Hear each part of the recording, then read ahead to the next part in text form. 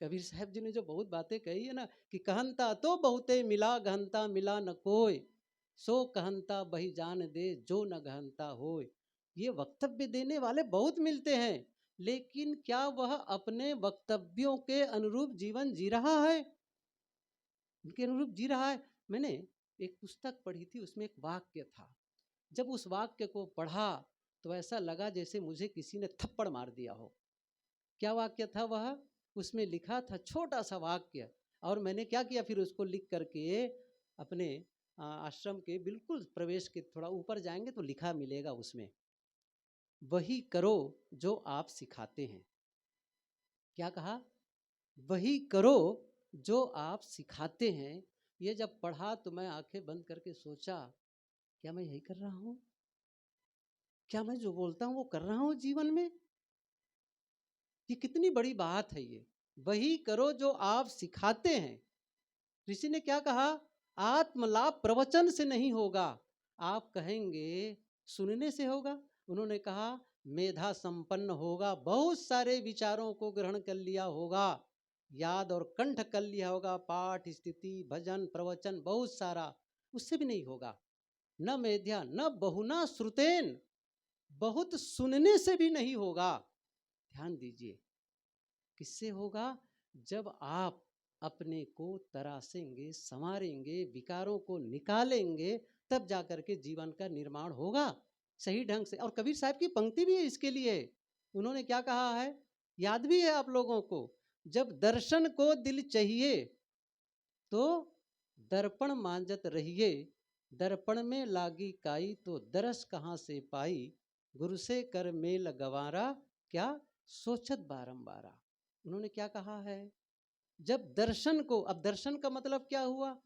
हम लोग भ्रम क्या कर बैठते हैं, दर्शन का मतलब ये मान बैठते हैं जैसे यहाँ बैठे हैं, मंच पर साहेब जी बैठे हैं, संत बैठे हैं, और आप वहाँ से देख रहे हैं।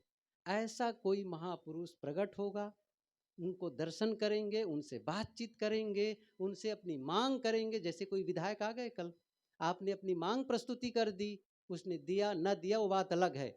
ऐसे ही कोई महापुरुष हमारे भीतर, हमारे जीवन में प्रकट होने वाले हैं। वो मंचस्थ हो जाएंगे और हम उनके दर्शन करेंगे, और क्या होगा?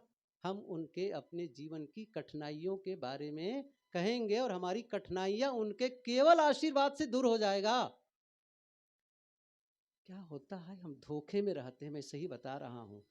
ऐसा होता नहीं है, ऐसा हुआ नहीं है पहले कभी, ना आगे भी होने वाला है। आप जीवन में गलतियों पर गलती करते चले जाएं, कौन है जो आपके सामने आकर के आपकी गलतियों को दूर करेगा? आपको तो अवसर मिला है ना, जैसे बुद्धि की बातें मैंने कही है। आप चुनाव करते हैं कि आप बीड़ी पिए कि न पिए, तमाकू खाएं कि न खाएं। कौन करता है ये काम? जब जब कोई आदमी सिगरेट जलाता है, जब जब कोई आदमी शराब पीने के लिए शुरू करता है, उसी समय जस्ट ना, उसी समय, उसी प्रेजेंट मोमेंट में क्या होता है, एक विकल्प मौजूद रहता है। क्या? सिगरेट न पीने का। ध्यान दीजिए, हर पल दो रास्ते आपको मिलते हैं, हर पल। आप बाएं जाते हैं कि दाएं जाते हैं? मेन रोड पर जाएं तो एक रास्ता वो है जो आपको रायपुर ले जाएगा, और एक दूसरा रास्ता है जो आपको खरौरा की ओर ले जाएगा, बलौदा बाजार की ओर है। चुनाव आपको करना है। हर पल, हर पल आपको ये होता है। मैंने कहा ना, जैसे ही कोई सिगरेट जलाने के लिए लगा, मन में आया, एक अवसर क्या है, सिगरेट न पिए। वो खुला, हमेशा खुला रहा, कब से? शुरू से ही। लेकिन चुनाव किसका किया? सिगरेट पीने का। झूठ बोलने का सब भी अवसर आया है, आपके पास एक विकल्प था झूठ न बोलने का। चुनाव किसका किया आपने? झूठ बोलने का, झूठ न बोलने का। हिंसा करने का पहले एक अवसर आया था, हिंसा न करने का, लेकिन हिंसा किया, गलत किया, शराब पिया, कोई भी गलत करते हैं। अच्छा करने के समय भी अवसर आता है।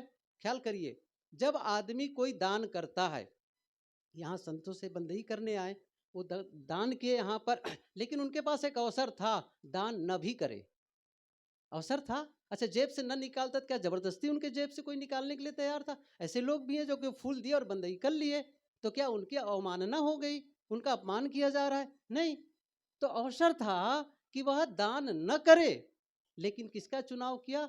करने का। जो आदमी गाली देता है उसके पास अवसर है गाली न देने का। चुनाव किसका करता है? गाली देने का। लेकिन मैं एक बात पूछूं, जो लोग गाली नहीं देते हैं, क्या वो गाली नहीं दे सकते हैं? नहीं दे सकते हैं? दे सकते हैं, फिर भी नहीं देते हैं, क्योंकि वो जानते हैं गाली देने से क्या रिजल्ट आता है और गाली न देने से क्या रिजल्ट आता है। मैं ये कह रहा था, जीवन आप बनाते हैं, हर क्षण बनाते हैं। हम इस भरोसे में न रहे। अब पहले के महापुरुषों की केवल महिमा गा करके, उन्होंने वैसा कर दिया, उन्होंने वैसा कर दिया, ये चमत्कार कर दिया, मैंने क्या किया, मैं एक्सेप्ट करता हूँ, चलो उन्होंने किया भी, आज क्या मेरा फायदा हो गया। मैं कबीर साहब के बारे में अभी सुबह के ही सत्र में सुन रहा था, किसी ने गलत अनाउंस कर दिया कि उनका भंडारा होने वाला है, और भंडारा किए नहीं थे कबीर साहब जी, और किसी ने अनाउंस कर दिया कि कबीर साहब, अपमान करने के लिए कबीर साहब को, तब सीधे केशव और लक्ष्मी आ करके उनके भंडारा के लिए योगदान किए और पूरा भंडारा खुल गया। महीनों चलता रहा भंडारा पर भंडारा चलता रहा। मैंने कहा हुआ भी, आज हमको क्या फायदा होने वाला है उससे, मैं पूछ रहा हूँ। क्या आप भरोसा कर रहे हैं आपका भी ऐसा भंडारा होने वाला है? अच्छा करके देखो, नहीं होने वाला है। क्या इसको हम यदि कर भी ले, इसको हम स्वीकार भी कर लें, तो क्या मेरा मन पवित्र हो जाएगा? मेरे वाणी में मधुरता आ जाएगी? जबकि यदि ऐसा होता तो कबीर साहब को कहना न पड़ता, मधुर वचन है औषधि, कटुक वचन है तीर, श्रवण द्वार होए संचरय, शालय सकल सर। क्योंकि पता था, क्या पता था? कटु बोलने का क्या होता है और मीठा बोलने का। उन्होंने यही बात, इसीलिए उन्होंने क्या कहा है, ऐसी वाणी बोलिए। ये संदेश किसके लिए, मैं पूछूं आपको, कबीर साहब की ये पंक्ति किसके लिए है? क्या ये खंभे के लिए है? क्या ये पंडाल के लिए है? क्या ये कुत्ता और बिल्ली के लिए है? गाय और बैल के लिए है? हम लोगों के लिए है। सच है ना? अच्छा, हम लोगों को उपदेश क्यों कर रहे थे? हम लोग को इसलिए उपदेश कर रहे थे कि हम में सुधार की संभावना है, परिवर्तन की संभावना है, हम अपने को बदल सकते हैं। यदि कहीं मैं अनजाने में या गलतियों से मैं गलती करते चला आया, तो आज अवसर है इस सत्संग में कि मैं वहां से वापस आ सकता हूं, रिटर्न कर सकता हूं। ये ध्यान दीजिए, सोचने की क्षमता मेरे पास है, और भीतर सोचने में मैं स्वतंत्र हूं। मैं सोचने में स्वतंत्र, हर आदमी। क्या हमारे भीतर में कोई दूसरा जाके सोचता है? कौन सोचता है बताओ? आप ही और हम ही तो सोचते हैं। बोलने की स्वतंत्रता हम में है, कोई दूसरा हमारे भीतर जाके नहीं बोलता है। और करने की स्वतंत्रता हर समय, यही तो विशेषता है मनुष्य की। एक बात पूछूं मैं कि मनुष्य को जो सबसे बड़ा वरदान प्रकृति की ओर से मिला है वो क्या है? मनुष्य को जो सबसे बड़ा वरदान मिला है प्रकृति की ओर से, वह यह है कि मनुष्य मन पसंद के रास्ता चुनने के लिए स्वतंत्र है। वह मन पसंद का रास्ते का चुनाव कर सकता है, चुनाव कर सकता है। अर्थात कभी भी अपने जीवन में यू टर्न ला सकता है। यदि उसे पता चला अंडा मांस मछली खाना गलत है, ये समझ आ गई सत्संग के माध्यम से, संतों के या भक्तों के ही माध्यम से, या कोई ग्रंथ पढ़ के उनको लगा ये गलत रास्ता है, और क्या वो बदल नहीं सकता है? कभी भी यू टर्न ले सकता है, कभी भी छोड़ सकता है, कभी भी। इसलिए यदि मैं, बहुत थोड़ा समय मेरे पास बचा है, मैं बताऊं आपको कैसे जीवन को आप बनाते हैं और कैसे हम बिगाड़ते हैं। इसी चीज को आप समझ लें कि देखो, मेरे पास में ये हाथ हैं, आप देख रहे हैं, और मैं भरोसा कर रहा हूं कि सबके पास ये हाथ हैं। कैसे इसका दुरुपयोग करते, कैसे इसका सही उपयोग कर सकते हैं, और कैसे बनाना और बिगाड़ना। देखो, हमारे पास शक्ति है, शक्ति अपने आप में हमेशा न्यूट्रल होती है। कोई भी शक्ति न्यूट्रल होती है। होता क्या है? उसका उपयोग और दुरुपयोग। गुरुदेव जी कहा करते थे, प्राप्त शक्ति का सदुपयोग हमारे लिए वरदान है, प्राप्त शक्ति का दुरुपयोग हमारे लिए अभिशाप है। मुझ में करने की शक्ति है। इस दुनिया में बहुत ऐसे लोग हैं जिनके हाथ नहीं है, लेकिन मेरे हाथ हैं, मेरे पैर हैं, मेरी आंख है, आप देखो तो। लेकिन क्या मैं कर रहा हूँ इसका उपयोग? क्या कर रहा हूँ? एक उदाहरण आया, उदाहरण नहीं, सच्ची घटना है। एक आदमी गुरुदेव जी से मिलने आए, वर्षों पुरानी बात, ये 30 साल पहले की बात होगी जो मैं कह रहा हूँ, और ज़्यादा हो सकते हैं। तो जब आए गुरुदेव जी के दर्शन के लिए, तो उनके हाथ में प्लास्टर लगा था। गुरुदेव जी ने पूछा, क्या हो गया है?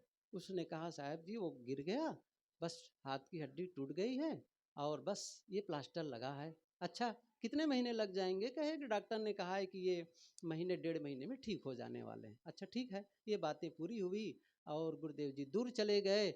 और ऐसा लगता है साल 1.5 साल के बाद, 2 साल के बाद गुरुदेव जी का उस क्षेत्र में फिर जाना हुआ। वो सज्जन फिर मिलने आए, और जैसे उनको देखे गुरुदेव जी ने, उनको ख्याल आ गया, इसके पहले मिले थे तो उनके हाथ में प्लास्टर लगा था। गुरुदेव जी ने कहा, अच्छा हाथ तो ठीक हो गया ना अब?"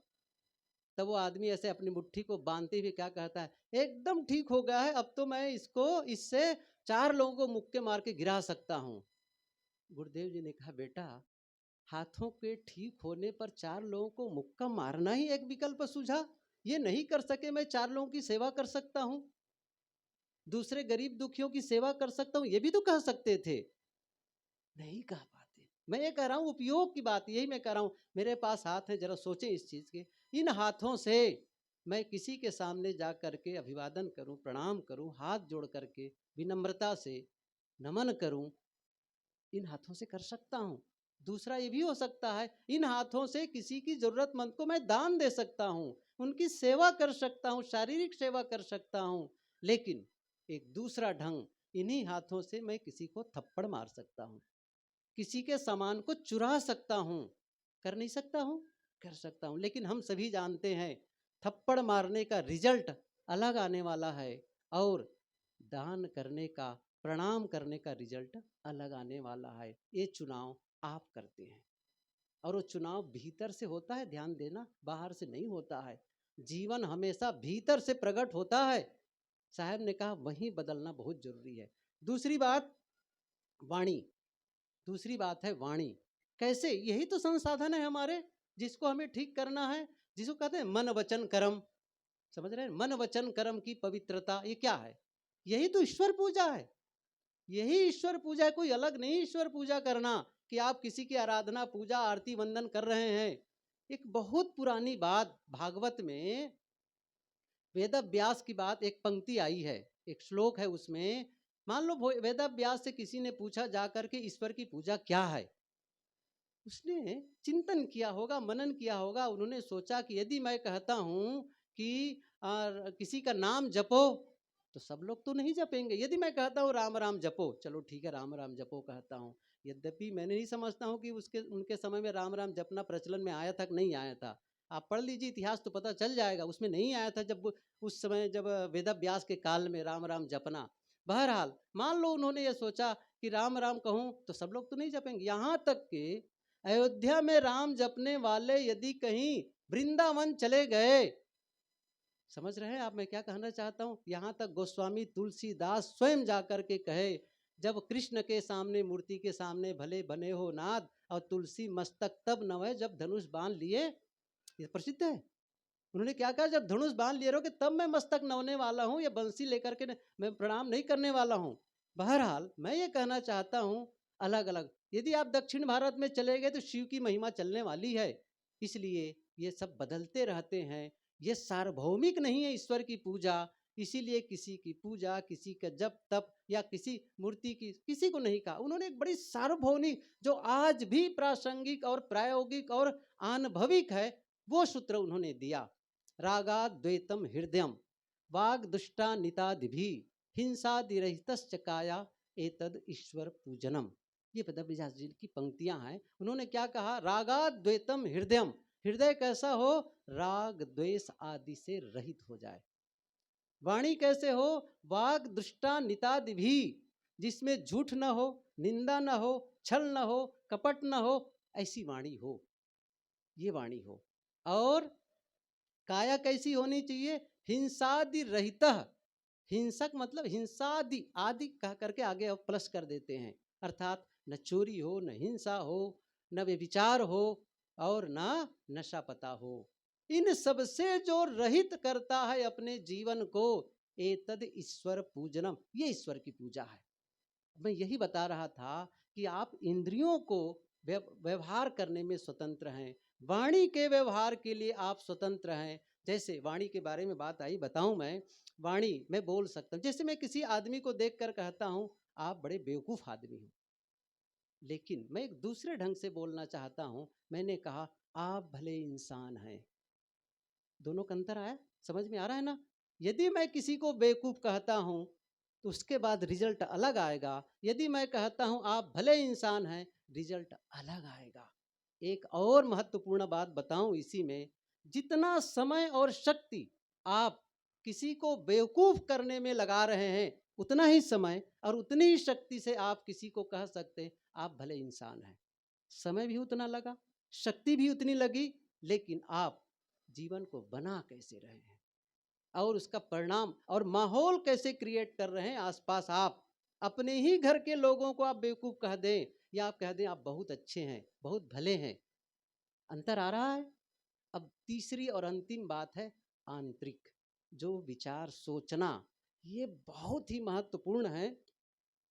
अंदर जो आप सोचते हैं ना, ये यदि कोई मुझे पूछे कि ये मनवाणी कर्मों की बात भूल जाइए, कोई एक बताओ जिसे हम बदल कर अपने जीवन को बदल सकते हैं। बंधुओं, वो सूत्र है, वो सूत्र है। आप और हम अपने जीवन को, एक सूत्र बड़ा सरल है, सदगुरु कबीर ने कहा है, और वो एक है। देखो मैं एक चीज पूछना चाहता हूं, आप अपने मकान को सुंदर बना करके जीवन को सुंदर नहीं बना सकते। ये मैं नहीं कह रहा हूं कि मकान को सुंदर नहीं बनाना है, लेकिन आप ये मान लें कि मैंने मकान सुंदर बना लिया, मेरा जीवन भी सुंदर हो गया, ऐसा नहीं होता है। आप सुंदर सी गाड़ी अपने घर में लाकर खड़ा कर लें और ये मान लें कि मेरा जीवन सुंदर हो गया गाड़ी लाने से, ये नहीं होने वाला है। सुंदर सुंदर कपड़े पहन लें और ये मान लें कि मैं तो अब सुंदर कपड़े पहन लिया हूं, कीमती कपड़े पहन लिया हूं, मेरा जीवन सुंदर हो जाएगा, नहीं होने वाला है। एक बात और कहूं, ब्यूटी पार्लर में जाकर के चेहरे को भी सुंदर बना लें कुछ घंटे के लिए, सही है, तो क्या आप मान बैठेंगे कि मेरा जीवन सुंदर हो गया? नहीं होता है। जीवन सुंदर होता किससे है? बस एक ही चीज से, एक ही चीज से। क्या? वह है मन। जिसका मन सुंदर होता है उसका जीवन सुंदर होता है, और जिसका मन खराब होता है उसका जीवन खराब होता है। यही तो सदगुरु कबीर साहब सूत्र कहे। यदि बीजक में कोई एक है, एक स्वर्ण स्तंभ की तरह वो साखी खड़ी है, कोई एक साखी चुन करके बाहर लाओ जीवन के लिए, तो मैं ये साखी लाना चाहूंगा बीजक में से। साहब ने कहा है, एक साधे सब साधिया, सब साधे एक जाए, जैसे सींचे मूल को फूले फले। एक मन को साध लो, सब सध जाएगा, सब सध जाएगा। और सबको साधने चले, घर वालों को, घर वाली को, दुनिया को, उनको साधने चले, ये मन बिखर जाएगा। साहब ने क्या कहा? एक साधे सब साधिया, सब साधे एक, ये मन चला गया, एक जाए। साहब ने कितनी अच्छी बात, जैसे सींचे फूल को, मूल को, पेड़ की जड़ में आप पानी डालो, फिर पत्तियों में पानी डालने की जरूरत नहीं है, डालियों में पानी डालने की जरूरत नहीं है, वो क्या होगा? जड़, यही मूल है, ये मूल है। इसको आप पानी देना शुरू करेंगे, क्या होगा? पेड़ विकसित होगा, फूलेगा, हरा होगा, फूलेगा, फलेगा। उस फल को खा करके साहब कहते हैं अघाय, फूले फले अघाय। आप तृप्त हो जाएंगे। किससे? जब आप मन को सींचते हैं, मन को।